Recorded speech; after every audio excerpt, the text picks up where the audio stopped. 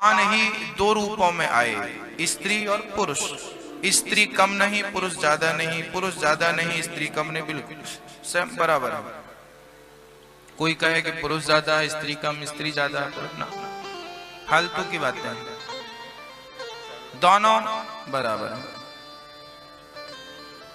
हनुमान चालीसा पढ़िए, बच्चों को बचपन से ही भक्ति के संस्कार डालिए।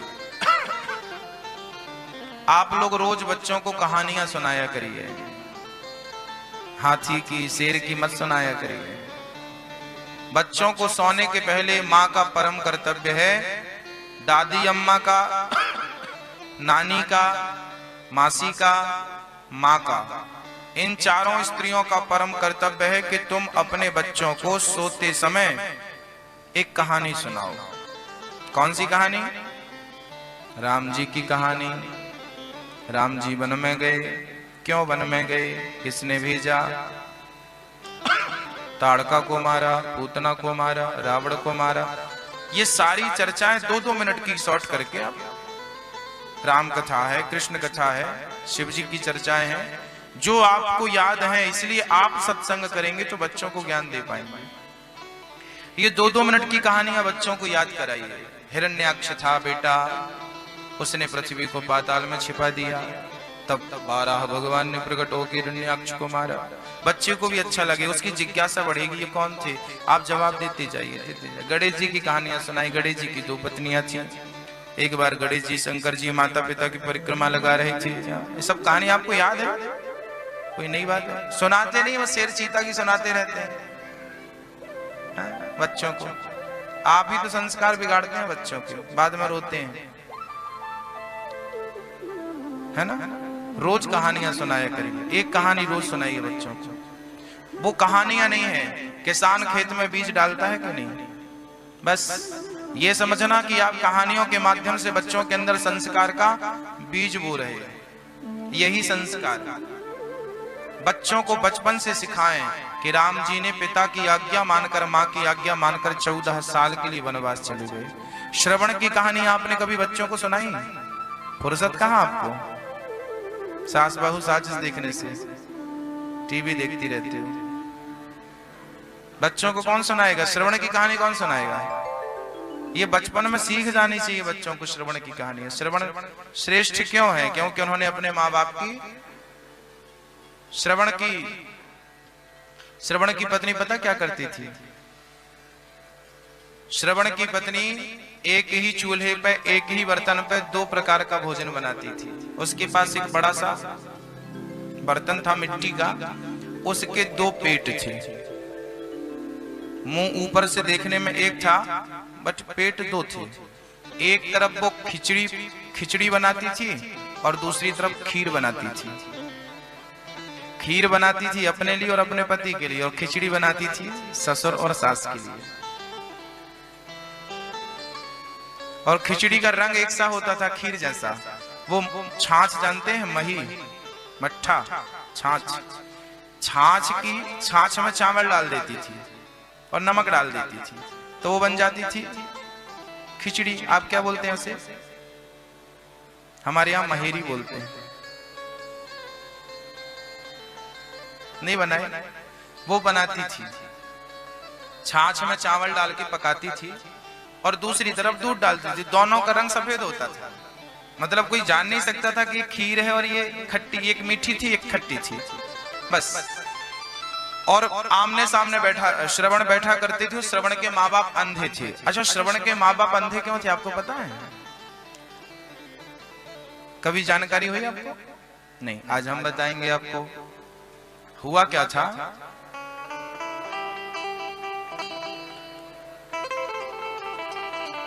एक सेठ जी थी। कई लोग हमसे पूछा करते हैं श्रवण के माता पिता का नाम क्या है। श्रवण के माता पिता का नाम कहीं आया ही नहीं। क्यों नाम नहीं आया, इसका कारण मैं बोलता हूं, समझिएगा ध्यान से। एक सेठ था, उसके यहाँ एक काम वाली आती थी, झाड़ू पोंछा बर्तन। वो सेठ जो था वो देखता रहता था काम वाली को। उसका दिमाग खराब हो गया और काम वाली से इसको प्यार हो गया।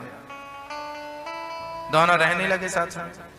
अब काम वाली बाई का जब उसके पति को पता लगा कि मेरी पत्नी के साथ मेरा सेठ गलत निगाहें रखता है, तो राजा से शिकायत कर दी, राजा साहब मेरी पत्नी पैसा कमाने जाती थी तो ये सेठ ने मेरी पत्नी को गलत निगाहों से देखा और ये मेरी पत्नी को अपनी पत्नी बना के रखता है।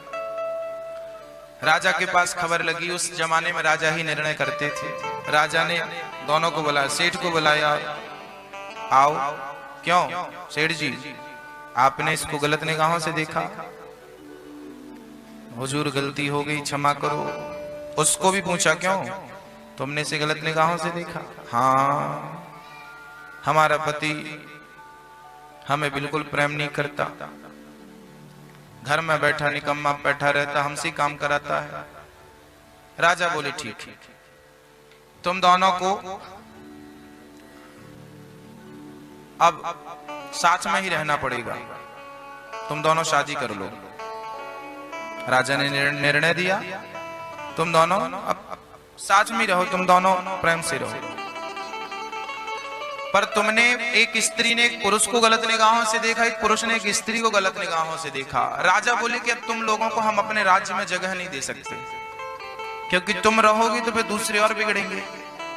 ऐसे चरित्रहीनों को हम अपने राज्य में जगह नहीं देंगे, ये हमारा निर्णय है। अच्छा, अब तुम दोनों की आंखें और फोड़ेंगे हम, ताकि अब आज के बाद तुम किसी को देखो ना, क्योंकि किसी और को देखो तुम्हारा क्या भरोसा। आज इस पे मोहित हुए, कल दूसरे तीसरे पे तुम्हारा दिल लग जाएगा।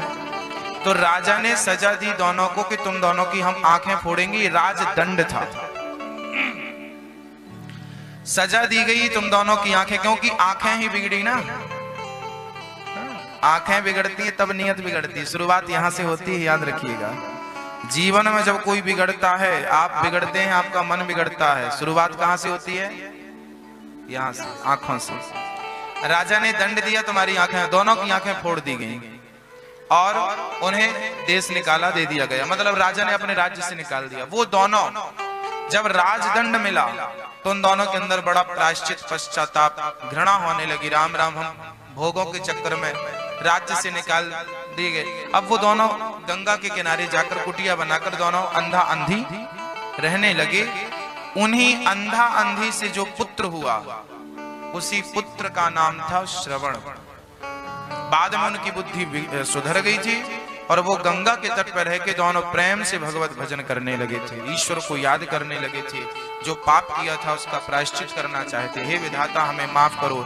जैसे कोयल की खदान में कभी कभी हीरा हो जाता है, ऐसे उन अंधा अंधी के गर्भ से श्रवण जैसा पुत्र पैदा हो गया। श्रवण उन्हीं का पुत्र श्रवण था। अब श्रवण का जब विवाह हुआ तो श्रवण की पत्नी ने दोनों को अलग अलग खिलाती। एक दिन क्या हुआ कि पिताजी माताजी बैठे थे, अंधा अंधी, श्रवण सामने बैठा था। श्रवण की थाली ठंडी हो गई थी और माँ बाप की थाली गर्म थी, तो पिताजी खा नहीं पा रहे थे, गर्म था ना। तो श्रवण ने कहा, पिताजी आओ आपकी थाली मेरे को दो। अपनी थाली उन्हें दे दिया, उनकी थाली खुद ले लिया। और जब पिता ने खाया तो पिता ने कहा, बेटा आज घर में कौन सा त्योहार है, कौन सा उत्सव है? क्यों पिताजी? बोले आज घर पे खीर बनी है। अरे पिताजी खीर तो रोज बनती है ना। बेटा मैंने कई वर्षों बाद आज खीर चखी है, रोज खट्टा खट्टा खाता था। पिताजी खीर जो आपकी थाली में वही तो मेरी थाली में। अब पिता की थाली निकाल कर जब चखा तो वो खीर थी और ये खिचड़ी थी, खट्टी थी। जाकर अंदर रसोई में देखा, श्रवण ने देखा तो एक ही पात्र में दो पेट थे, दो प्रकार से बनाती थी। तुरंत श्रवण ने कहा कि जब तू मेरे माँ बाप को खिला नहीं सकती तो मैं तेरे साथ रहकर क्या करूंगा। उस दिन से श्रवण ने अपनी पत्नी का परित्याग करके अपने माँ बाप को कंधे पर बिठाकर और पैदल चारों धाम की यात्रा कराई थी। वही श्रवण है। जो पत्नी मेरे पिता और मेरी माँ से कपट करे, उसके साथ मैं जीवन कैसे व्यतीत कर सकता हूं, है ना। अच्छा, पति क्या होता है स्त्री के लिए? पति क्या होता है? क्योंकि पति को भगवान सीरियस कहने में शर्म आती है ना, है ना। पति क्या होता है? भगवान। पति भगवान है। अब पति भगवान है तो पति की माँ और पति का पिता कौन हुआ? वो कौन हुए? वो आपके सास ससुर नहीं है, वो आपके भगवान के भगवान है ना? बेटे के लिए माँ बाप क्या होते हैं? भगवान। तो फिर आपके पति भगवान, तो आपके पति के भगवान उनके माँ बाप, तो वो आपके भगवान के भगवान। इस दृष्टि से आप देखने लगेंगे अपने घर परिवार को, तो आपका घर घर नहीं रहेगा, स्वर्ग बन जाएगा। जहां सुमति तहां संपत्ति नाना, जहां कुमति तहां विपत्ति निदाना। जिस घर में एकता होती है, प्रेम होता है, वो घर स्वर्ग होता है। और जिस घर में झगड़े कलह चलता रहे, वो घर नरक होता है। इसलिए प्यार से रहा करो, समझदारी का परिचय दिया करो, बात बात पे विवाद मत किया करो, बहुत समझदारी से रिश्तों को चलाना चाहिए। हाँ, शास्त्र कहते हैं, रही मन धागा प्रेम का, मत तोड़ो चटका, टूटे से फिर ना जुड़े, जुड़े तो गांठ पड़ जाए। प्रेम का धागा बड़ा नाजुक होता है, इसे तोड़िए मत, प्यार से रहिए। तो बच्चों को क्या देंगे आप? बचपन से श्रवण की कहानियां सुनाया करेंगे, बचपन में संस्कार देंगे, आप बढ़िया बनेंगे। आपके बच्चे आपके बुढ़ापे में सेवा करेंगे, गिलास भर पानी देंगे। और अभी बिगड़ गई तो फिर सुधारते रहो, फिर नहीं सुधरने वाला। बनने बिगड़ने की भी एक उम्र होती है, उस उम्र में ध्यान नहीं दिया गया तो बिगड़ जाते हैं बच्चे। मनु जी महाराज के 3 बेटियों की और 1 बेटे की चर्चा कल आपने प्रेम पूर्वक सुनी। अब मनु जी की दूसरी पुत्र की चर्चा बहुत गंभीर है और बहुत ज्ञानवर्धक, इसलिए आप बहुत सावधानी से इस कथा को सुनिए। इस कथा को आज आप सुनेंगे, इसके पहले ना कभी सुनी होगी और ना इस ज्ञान को कभी शायद आप दोबारा प्राप्त करेंगे। करें तो अच्छी बात है, पर मुझे लगता है कि ऐसी संगत पता नहीं आपको कब प्राप्त होती है। मनु जी महाराज के दूसरे पुत्र का नाम था प्रियव्रत। प्रियव्रत का विवाह विश्वकर्मा की पुत्री वर्हिष्मति से हुआ था। इनके पुत्र हुए हैं बहुत सारे। इन्हीं के प्रियव्रत के पुत्र हुए हैं आग्नेत्र, फिर नाभि, फिर अंग, आगे चल के हुए हैं श्री ऋषभ देव जी। ऋषभ देव जी के सब 100 बेटे हुए हैं। सबसे बड़े का नाम था भरत। ऋषभ देव जी ने अपने बच्चों को उपदेश दिया, कौमार आचरित्राज्ञो भगवान। बेटा, कौमार आचरित प्राज्ञो धर्मान भागवतानिहा। ये मानव का तन कौमार अवस्था से, बचपन से ही भक्तजन के लिए, ईश्वर की प्राप्ति के लिए मिला है, लग जाओ। पिता की बात 9 बच्चों ने इतनी गंभीरता से सुनी कि 9 तो सन्यासी हो गए।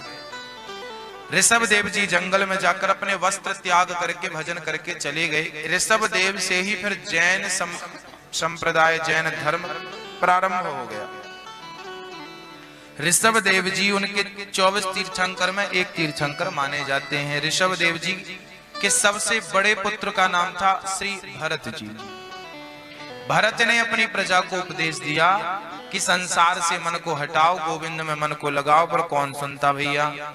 भरत जी ने सबको समझाया, कोई नहीं सुना। तब भरत जी को लगा ये नामुमकिन है कि दुनिया अपनी मस्ती छोड़ दे, इसलिए ऐ दिल तू ही ये बेकार मस्ती छोड़ दे। जमाने को तब तक समझाओ जब तक वो समझे, जब जमाना ना समझे तो समझाना छोड़ दो, फिर खुद समझ लो। समझ रहे हैं मैया जी? समझ रहे हैं?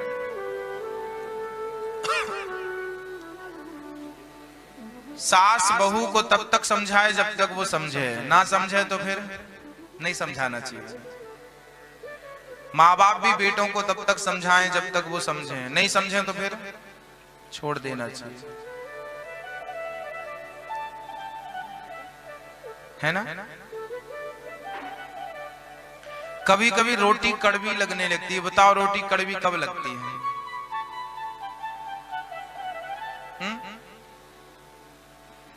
रोटी कड़वी किस स्थिति में लगती है? हा? जब बुखार होता है, राइट। जब बुखार आती है हमें या मलेरिया आदि बिगड़ जाता है, तब रोटी कैसी लगती है? कड़वी। क्या रोटी कड़वी है? रोटी कड़वी नहीं है। बुखार है इसलिए आपका मुंह कड़वा है। मुंह कड़वा है इसलिए क्या लग रही है? सोचिए, जब आपको रोटी कड़वी लगने लगे, सब्जी कड़वी लगने लगे, दाल चावल कड़वा लगने लगे, तो समझ लेना कि भयंकर बीमारी हो गई है, जल्दी से इलाज कराइए। ऐसे ही जब माँ बाप की बात कड़वी लगने लगे, गुरुजनों की बात कड़वी लगने लगे, तब समझ लेना कि आपका सर्वनाश होने का टाइम नजदीक चल रहा है। बच्चों को, कई बार बच्चों को माँ बाप की बात क्या लगती है? क्या लगती है? कड़वी। जो बेटा माँ बाप की बात नहीं मानता, कड़वी लगती है, तुम चुप रहा करो, मत बोला करो। अब इस बच्चे का नाश, कहते हैं विनाश काले विपरीत बुद्धि, अब इसके नाश का टाइम नजदीक है। माँ की बात, पिता की बात, गुरु की बात, अच्छे लोगों की सही शिक्षाएं, सही बातें तुम्हें बुरी लगने लगे और गलत दोस्तों की बातें तुम्हें अच्छी लगने लगे, समझ लेना कि तुम्हारे सर्वनाश का टाइम बहुत करीब है। अभी भी जान जाओ, अभी भी सीख जाओ। इसलिए सदा माँ बाप की और गुरु की आज्ञा का पालन होना चाहिए, कभी इनकी आज्ञा का उल्लंघन नहीं होना चाहिए, कभी नहीं। और मैं आप लोगों को शांति के लिए, आप लोग बड़े परेशान रहते हैं, बड़े चिंतित रहते हैं, बहुत घायल से रहते हैं। कई बार सास चिल्लाती रहती है, गुरुजी हमारी बहू सुनती नहीं, हमारी बहू, बेटा सुनता नहीं, बहू नहीं सुनती, बेटा नहीं सुनता, बहू। अब नहीं सुनती तो मत सुनने दो ना, आप समझ लो, क्यों पीछे पड़े हो? अब उसको मत सुनने दीजिए। अब उसको आप नहीं समझा सकती, अब उसको समय समझाएगा। याद रखना मेरी माँ, इंसान जो नहीं समझा पाता, समय अच्छे से समझा देता है। समय, जब समय की मार लगती है ना, तो अच्छे अच्छे भी सुधर जाते हैं। लगती है कि नहीं? गुरु अपने तरीके से सिखाता है, माँ बाप अपने तरीके से समझाते हैं, और समय अपने तरीके से समझाता है। माँ बाप की तुम ना मानो, गुरु की ना मानो, पर समय जब मनवाता है ना, तो अच्छे रावण जैसे मान जाते हैं। समय बलवान है, पुरुष बली नहीं होते है, समय होत बलवान। भीलन गोपी लूट लई, वही अर्जुन वही वाण। जो अर्जुन महाभारत का युद्ध जीत चुके थे, वही अर्जुन आखिरी में भीलों से हार गए हैं। ये समय है, समय समय पे होता है समय समय की बात। राम जन्म का दिन बड़ा और कृष्ण जन्म की रात, ये समय समय की बात है। जब तालाब खाली होता है ना, तो चींटियां आकर के मछली को खाती हैं। मछली मर जाती है, तड़प तड़प के मछलियां मर जाती हैं, तो चींटियां जाकर के मछलियों को खाती हैं। आज समय चींटियों का है, और वही तालाब जब भरता है तो मछलियां आकर के चींटियों को खाने लगती हैं। कल तुम्हारा वक्त था, आज हमारा वक्त है, वक्त सबका बदलता है। इसलिए जब तुम्हारा वक्त हो तो किसी का दिल ना दुखाना, किसी के साथ अत्याचार ना करना, किसी का अनादर ना करना, अपने धन का, अपने दौलत का, अपने बल का, अपनी प्रतिष्ठा का रुतबा ना दिखाना, गर्मी ना दिखाना, क्योंकि वक्त बदलते देर नहीं लगता। मैंने करोड़पति को रोड पे देखा और रोडपति को करोड़पति बनते देखा। समय किसका बदल जाए, कब बदल जाए, ईश्वर किस प्रकार समय बदलाता है, ये भी किसी को नहीं पता। समय बदल जाए, सही है नहीं? एक छोटा सा एग्जांपल देता हूं, आपने सुना होगा, वो एक स्त्री थी, वो ट्रेन में गाना गाया करती थी। अभी आजकल वो फिल्मों में गाना गा रही है, रानू। समय है ना, समय रंग को, राजा और राजा को। चलिए, एक रानू टंडन की, रानू की बात बताया मैंने, और एक हमारे भूतपूर्व गृह मंत्री क्या समय था उनका, क्या रुतबा था और आज क्या है। अर्शों से फरसों में और फरसों से अर्शों में किसने पहुंचाया? भूतपूर्व हमारे गृह मंत्री। हा? क्या हालत है आज उनकी? जेल में है। और ट्रेनों में गाना गाने वाली आज आलीशान महलों में है। ये क्या है? ये समय नहीं तो क्या है? समय किसे कहां पहुंचा दे, कैसे पहुंचा दे, कौन जानता है। इसलिए आपके पास, गृह मंत्री जी के पास 20 लाख करोड़ की संपत्ति थी। सोचिए, जिसके पास इतनी संपत्ति वो जेल में है। इसलिए कभी अपनी दौलत का गुमान मत करिएगा, कभी अपने धन का, अपने बल का गलत प्रयोग मत करिएगा, क्योंकि हिसाब लेने जब वो बैठेगा ना, पाई पाई का हिसाब लेगा, दमड़ी निकाल लेगा। याद रखिएगा, तुम्हें अगले जन्म में अंधा बनाएगा। ये वाणी राम राम जपने के लिए मिली है। तुम राम राम नहीं जप रहे हो, गाली दे रहे हो, जब देखो तब गाली, जब देखो तब गाली। भगवान अगले जन्म में तुम्हें गूंगा बनाएगा। आज जो गूंगे हैं वो कौन है? इनको मुंह दिया था भगवान ने, सुंदर वाणी दी थी, 3 इंच की जिह्वा, गाली देते थे, गलत बोलते थे, हमेशा दिल दुखाते थे दूसरों का। भगवान ने छीन ली कि नहीं? ये हाथ तुम्हें दिए हैं सही सलामत सेवा करने के लिए। माँ बाप के पांव दबाया करो, सेवा किया करो, हाथ जोड़ा करो, अतिथियों के आदर किया करो, प्यार किया करो, श्रद्धा से, नम्रता से हाथों को जोड़कर झुकाया करो। इसलिए हाथ दिया है। किसी को पानी पिलाओ, किसी को भोजन कराओ, किसी के पांव दबाओ, किसी का सिर दबाओ, किसी की सेवा करो, भूखे को रोटी दो, आंखों के आंसू पहुंचो। इसलिए हाथ दिए हैं। और तुम किसी का गला दबाओ, किसी को मारो, भगवान तुम्हें अगले जन्म में हाथ छीन लेगा। जिनके हाथ नहीं होते, है ना, नहीं होते ना दोनों हाथ, किसी किसी छीन लेता है।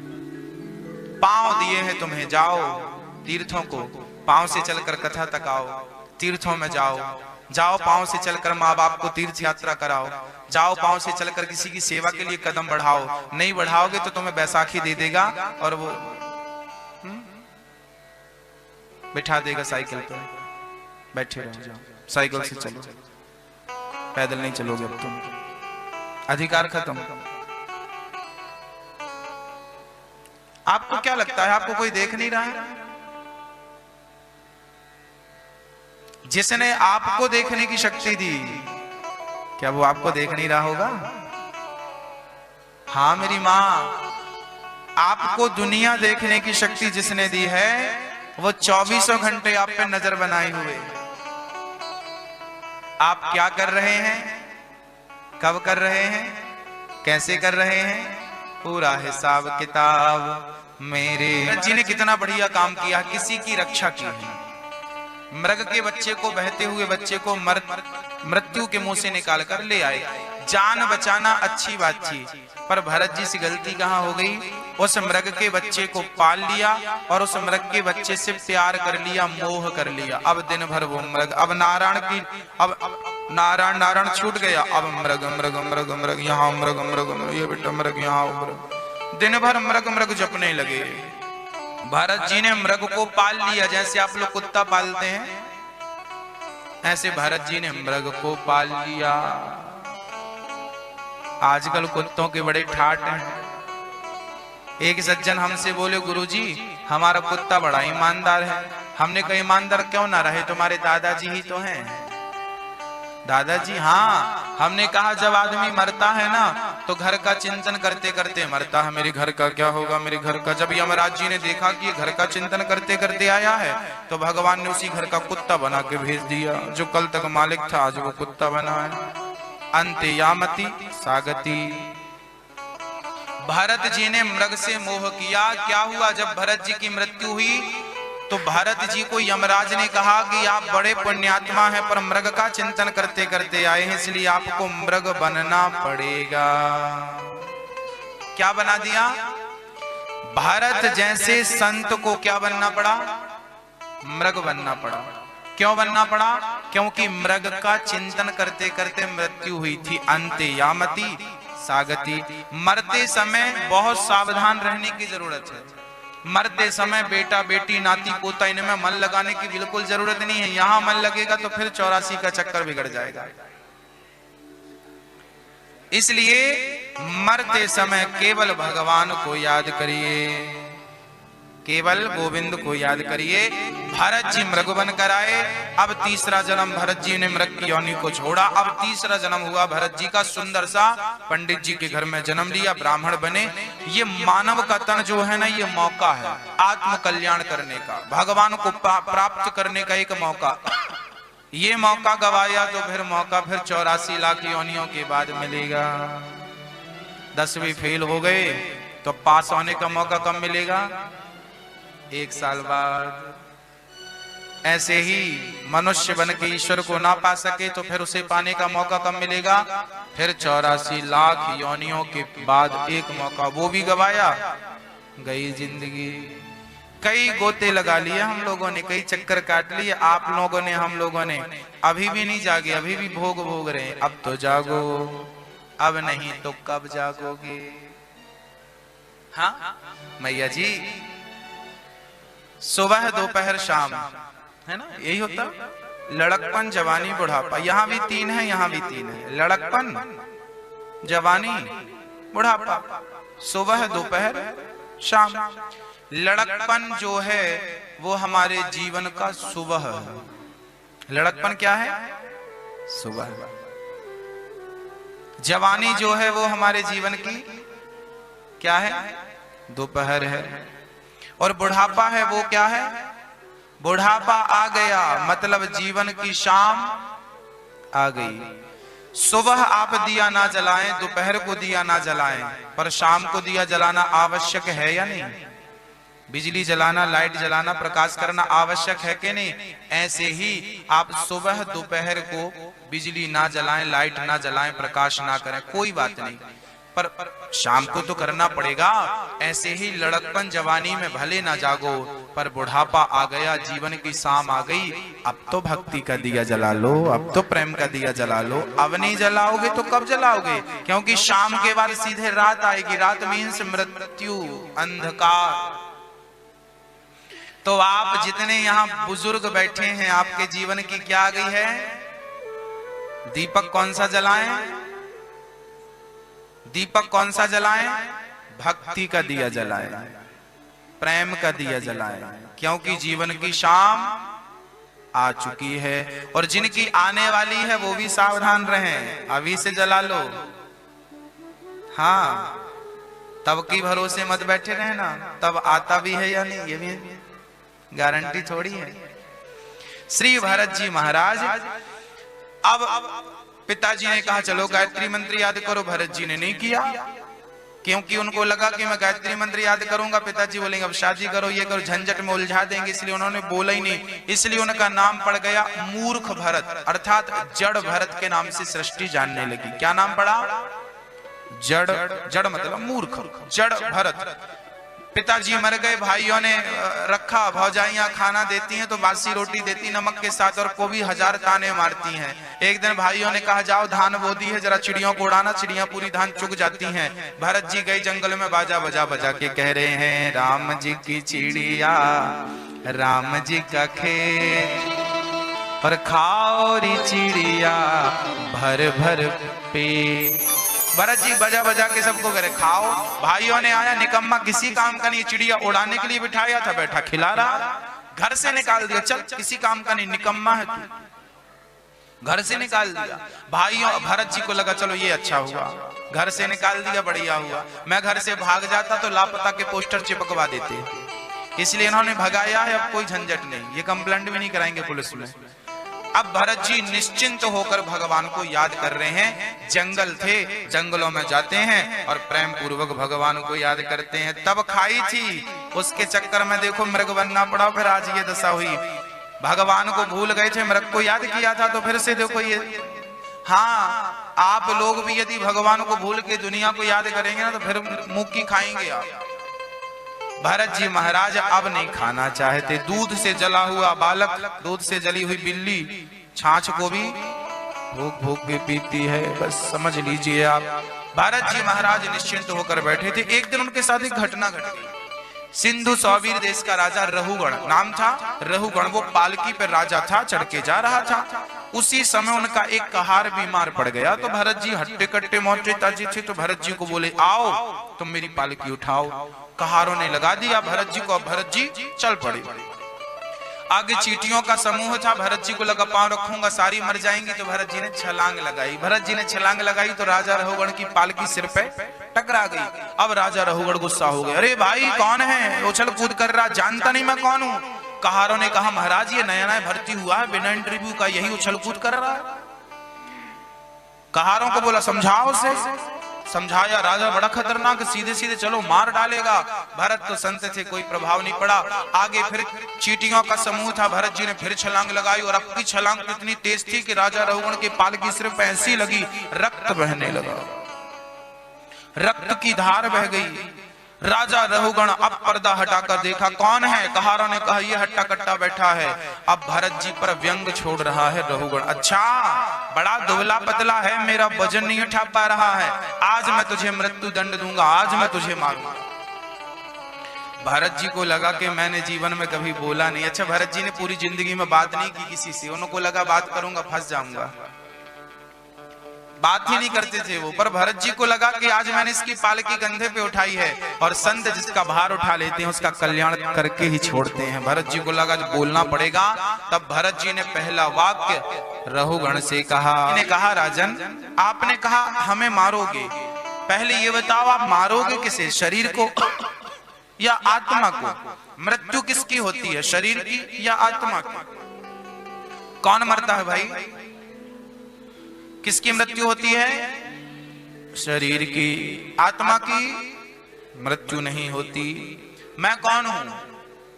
भरत जी ने कहा आप कौन है, शरीर हैं या आत्मा है, कौन है आप बताइए। अब मैं जो प्रसंग बोलने जा रहा हूं ये भागवत का सबसे कठिन प्रसंग है।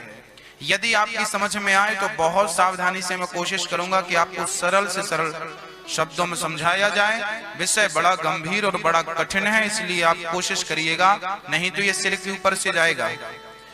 बहुत सावधानी से सुनिएगा। मैं ये पूरा प्रसंग समझाने के बाद आपसे प्रश्न भी करूंगा, इसलिए हर बात को गंभीरता से सुनिएगा ताकि जवाब दे सकें। इस प्रकार से सुनिएगा। मैं पहले बहुत प्यार से समझाऊंगा और बाद में बहुत प्यार से पूछूंगा आपसे, तब तो समझाने का फायदा है, इसलिए सुनिएगा। शरीर कितनी चीजों से मिलकर बना है, इस विषय को समझ लिया तो अपने आप को जान लो। इसी को बोलते हैं ब्रह्म ज्ञान, इसी को कहते हैं आत्मबोध, आत्मज्ञान। हमारा शरीर कितनी चीजों से मिलकर बना है? 5। क्या क्या? पृथ्वी, जल, वायु, अग्नि, आकाश। इन 5 तत्वों से मिलकर बना है शरीर। जब हम मरते हैं तो लोग हमें जला देते हैं या जमीन में गाड़ देते हैं, तो ये 5 तत्व कहां चले जाते हैं? ये 5 चीजें कहां चली गई? 5 चीजें 5 में मिल गई। पृथ्वी पृथ्वी में, आकाश आकाश में, अग्नि अग्नि में, जल जल में। जो तत्व जिस से मिला था वो तत्व वहां जाकर मिल गया। तो शरीर 5 तत्वों का बना था, वो 5 में जाकर लीन हो गया। आत्मा कहां से आई थी? आत्मा क्या है? आत्मा किसे कहते हैं? आत्मा क्या चीज है? आत्मा परमात्मा का स्वरूप है। कैसे? ईश्वर अंश जीव अविनाशी। गोस्वामी जी गा रहे हैं ईश्वर अंश। आत्मा क्या चीज है वो समझिएगा। आपने दर्पण देखा हो, दर्पण में जो दिखता है वो क्या होता है? दर्पण में आपके सामने दर्पण है, आपकी शक्ल दिख रही है, जो दर्पण में दिख रहा है उसे क्या कहते हैं? उसे कहते हैं प्रतिबिंब। वो आपका क्या है? वो हमारा, हम हो गए बिंब, और जो दर्पण में दिख रहा है वो हो गया प्रतिबिंब।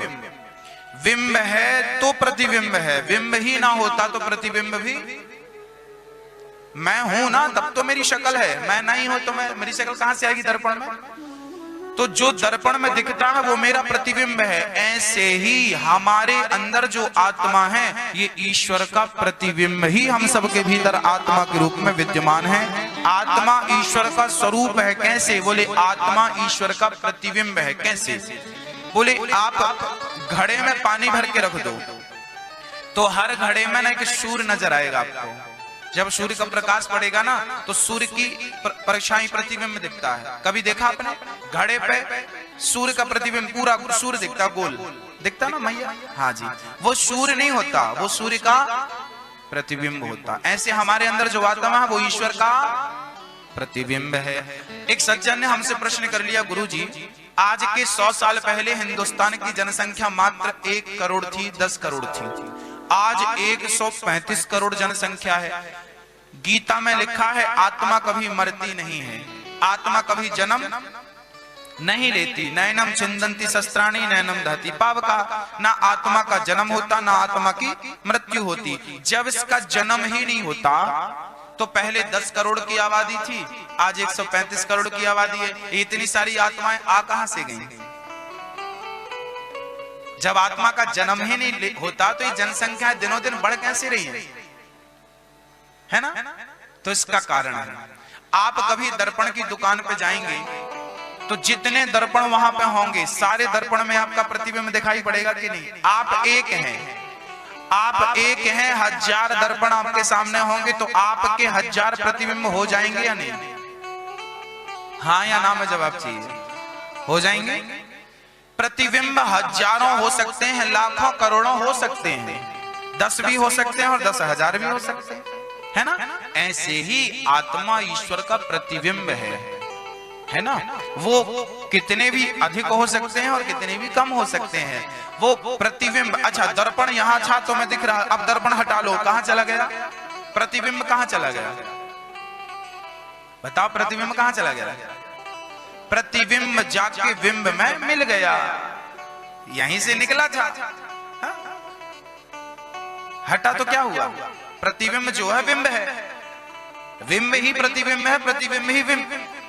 अब ये समझिए कि वो आत्मा ईश्वर के भीतर से निकलती है प्रतिबिंब, और हम सबके भीतर में आती है, हम एक्टिव हो जाते हैं, काम करने लगते हैं, और वो आत्मा गई हम मर जाते हैं। तो आत्मा निकल गई, ईश्वर में मिल गई, शरीर 5 तत्वों का 5 तत्व मिल गया। अब ये बताओ मरा कौन? मृत्यु की आप कहते हो मर गया, मर गया, कौन मरा ये बताओ? आत्मा कभी नहीं मरती, और शरीर 5 तत्वों का था, 5 में मिल गया, मिल गया, मरा थोड़ी। कौन मरा? मरा कौन?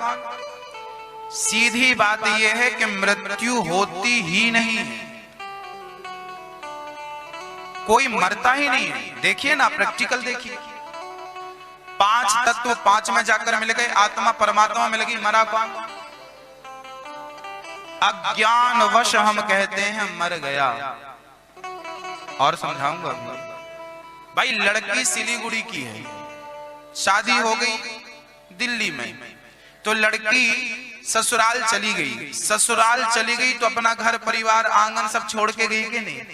ऐसे ही ये संसार हमारा मायका है, और वहां गोविंद हमारा ससुराल, वहां ससुराल है। हम सभी मायका छोड़ के ससुराल जाते हैं, लोग कहते हैं मर गया, मरा नहीं पागल, मायका छोड़ के ये ससुराल की यात्रा है तुम्हारी। जाता नहीं दुनिया से दूर चल के, जाता नहीं कोई दुनिया से दूर चल के, मिलते हैं सब यहीं पर कपड़े बदल बदल के।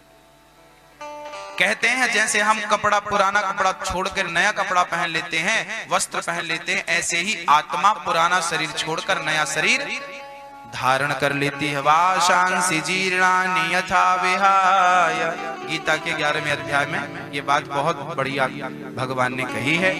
तो आत्मा क्या है और शरीर क्या है, ये बात आपने समझ ली। आइए अब चलते हैं आगे।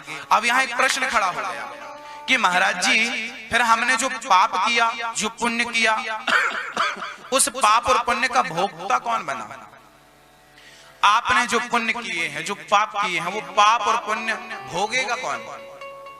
बताइए, सुख दुख किसे होता है? सुख का फल कौन भोगता है और दुख का फल कौन भोगता है? कौन भोगता है?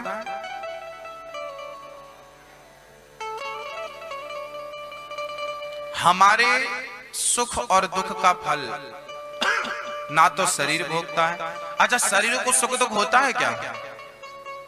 यहां पर मच्छर काट दे, फोड़ा हो जाए तो दर्द किसे होता है? बताइए, दर्द किसे होता है? दर्द आत्मा को नहीं होता। आत्मा दर्द से, सुख दुख से परे है, उससे कुछ नहीं होता। शरीर भी जड़ है, आत्मा निकल गई तो कुल्हाड़ी से काट दो, क्या हो रहा? कुछ नहीं। फिर दर्द किसे हुआ?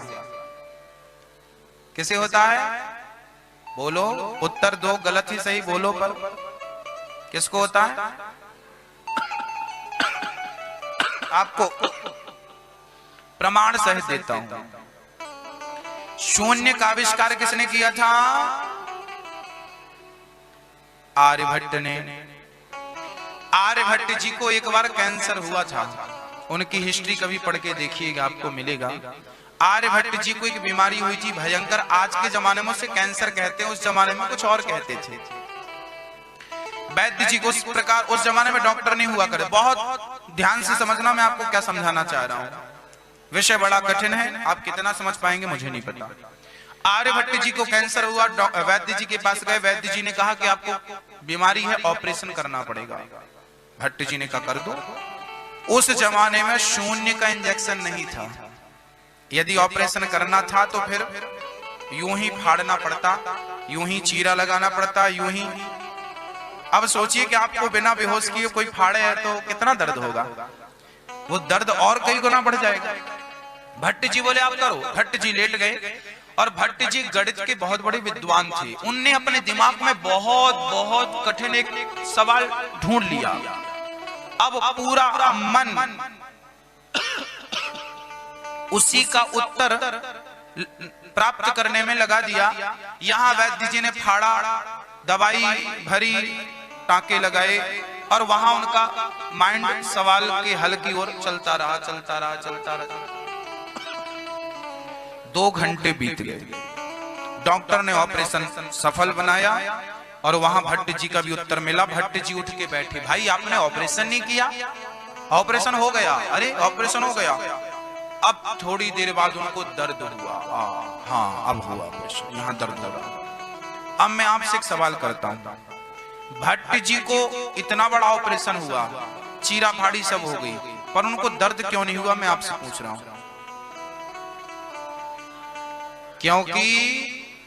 क्योंकि उनका मन कहीं और था, है ना। वो सवाल का हल निकालने में लगे थे। उनका पूरा मन वहां था।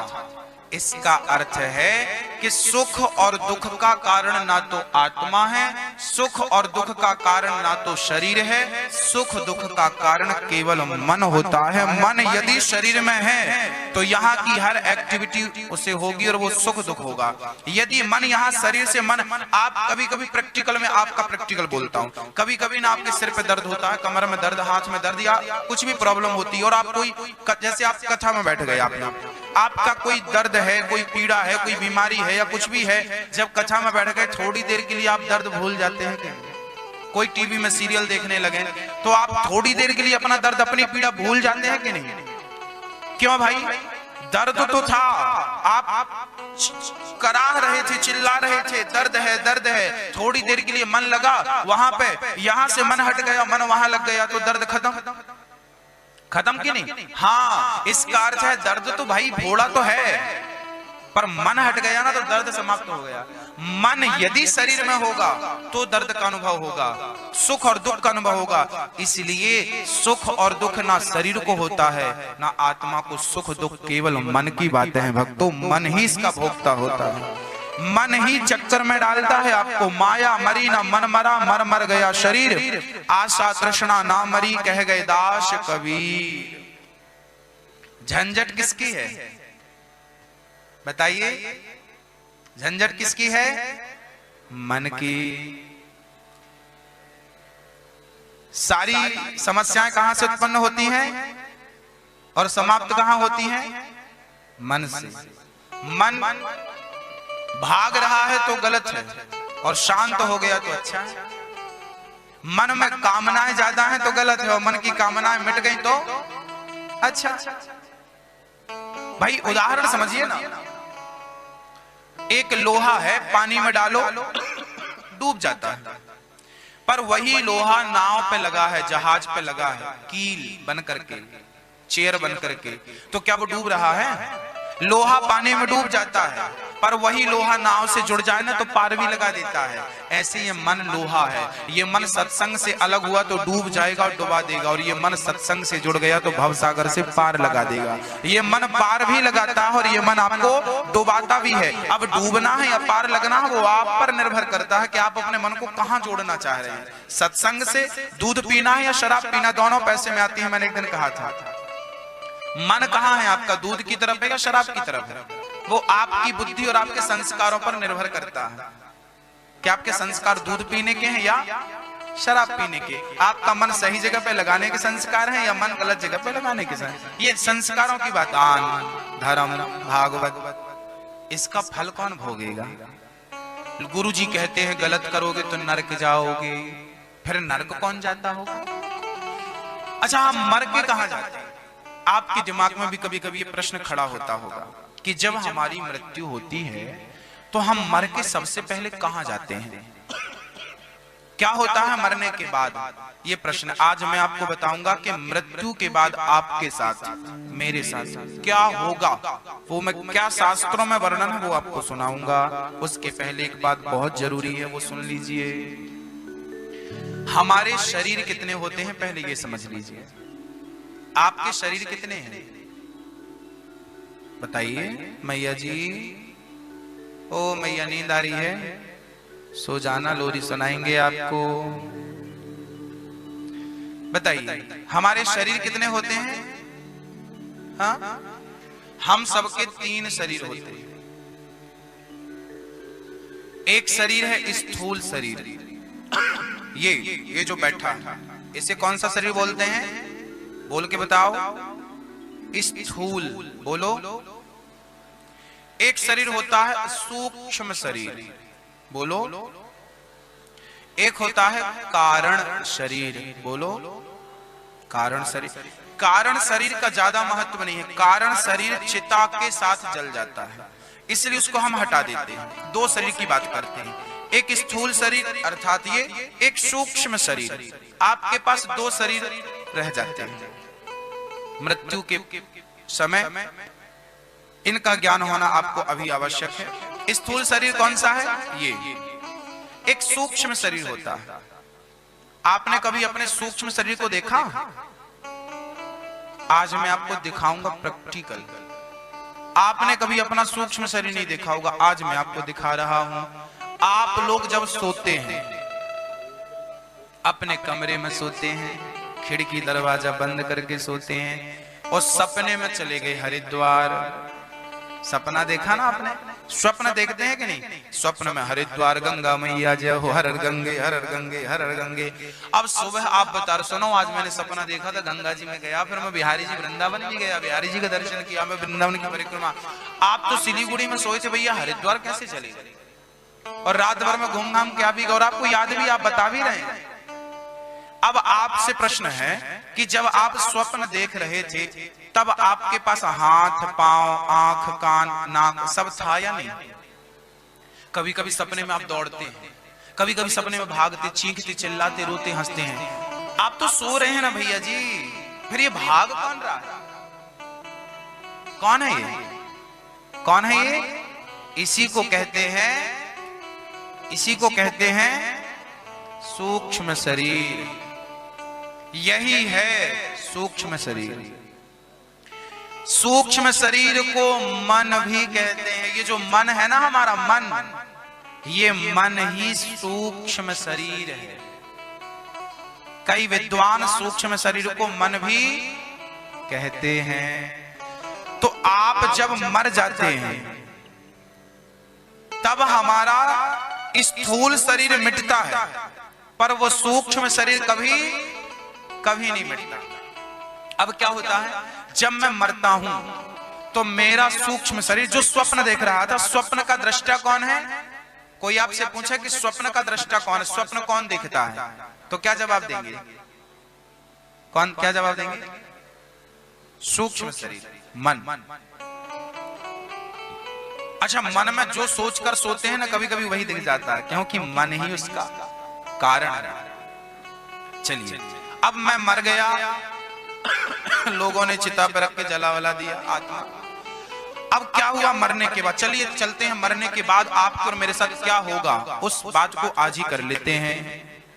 जब मैं मरता हूं तो मेरी मृत्यु के बाद आत्मा निकल जाती है और आत्मा निकलकर उस सूक्ष्म शरीर में उस मन के साथ मिल जाती है। वो जो मन था सूक्ष्म शरीर, मन और आत्मा एक हो जाती है, मिल जाए। जैसे आत्मा मेरे अंदर है, ऐसे सूक्ष्म शरीर के अंदर आत्मा चली जाती है और वही सूक्ष्म शरीर ऊपर से बैठा आपको देखता रहता है। जब तक आपका अंतिम संस्कार नहीं हो जाता तब तक आपका सूक्ष्म शरीर वहीं रहता है। वो देखता रहता है कि मेरे परिजन कैसे रो रहे हैं, क्या क्या हो रहा है मेरे साथ, सब आप बहुत आराम से देखते हैं। और देखते बस नहीं है, आप भी रोते हैं, राम राम कितना सुंदर वक्त दिया था ईश्वर ने, सब कुछ कर सकता था मैं पर कुछ नहीं करा। अब आप चाहोगे ना कि आप किसी को एक गिलास पानी पिला दो, तो आप चाह सकते हैं परंतु पिला नहीं सकते। आप चाह सकते हैं कि मैं किसी का आंसू पहुंच दूं पर पहुंच नहीं सकते। अब आत्मा और सूक्ष्म शरीर दोनों सीधे जब आपका अंतिम संस्कार होता है, चिता पर शरीर जलता है, वैसे ही आप चले जाते हैं ईश्वर के घर, भगवान के घर। आत्मा आपको सूक्ष्म शरीर को भगवान के घर ले जाती है, आपको भगवान का दर्शन होता है। भगवान बड़ा स्वागत करते हैं, आ गए आप, आइए। भगवान आपको आसन देते हैं, बैठो, सामने बिठाते हैं, यहाँ बैठो। आप जाकर भगवान के सामने बैठते हैं। भगवान की छवि बड़ी सुंदर होती है। आप भगवान को टुकुर टुकुर देखते हैं और सोचते हैं प्रभु हमने ये छवि पहले कभी देखी है। भगवान बोले हाँ हाँ देखी होगी, वहां मैं ही तो था तेरे आसपास, तू पहचाना कहाँ? अब पहचान रहा है, अब बहुत देर हो गई। अब भगवान आसन देते हैं और वहां एक बहुत बड़ी टीवी लगी हुई है, टीवी स्क्रीन। भगवान आपको कहते हैं चलो टीवी देख लो। उस टीवी पर आपके जन्म से लेकर मृत्यु तक जो जो आपने किया है वो पूरा चलता है। देखो भगवान भी बैठे होते हैं, यमराज भी बैठे होते हैं और आप भी बैठे होते हैं, और क्या क्या आपने किया है पूरा चलता है। सब रिकॉर्डिंग ईश्वर के पास है। किसका दिल दुखाया था, किसको गाली, किस तारीख में, कितने बज के कितने मिनट कितने सेकंड में आपने किसी का दिल दुखाया था, कितने बज के कितने मिनट में किसी का अच्छा किया था, पुण्य किया था, पाप, सारी पिक्चर चलती है और ईश्वर आपको दिखाता है। आप रोते, अरे राम, जब आप देखते हैं ना आप किसी का दिल दुखा रहे हैं, किसी को मार रहे हैं, किसी को गाली दे रहे हैं, आप देखते तो आपका सिर लज्जा से झुक जाता है। राम राम ये मैं हूं, बताइए मैं निर्दोष को मार रहा हूँ, गलत कर रहा हूँ, शराब पी रहा हूँ, तंबाकू गुटखा खा रहा हूँ, गाली दे रहा हूँ, कितना गलत मैंने झूठ बोला, बात बात में झूठ, सब दिखता, आपको लज्जा आती, सिर झुक जाता। भगवान बोले सिर ना झुकाओ, देखो देखो। इसके बाद जब पूरी पिक्चर खत्म हो जाती है तब भगवान आपसे पूछते हैं अब बताओ इसका।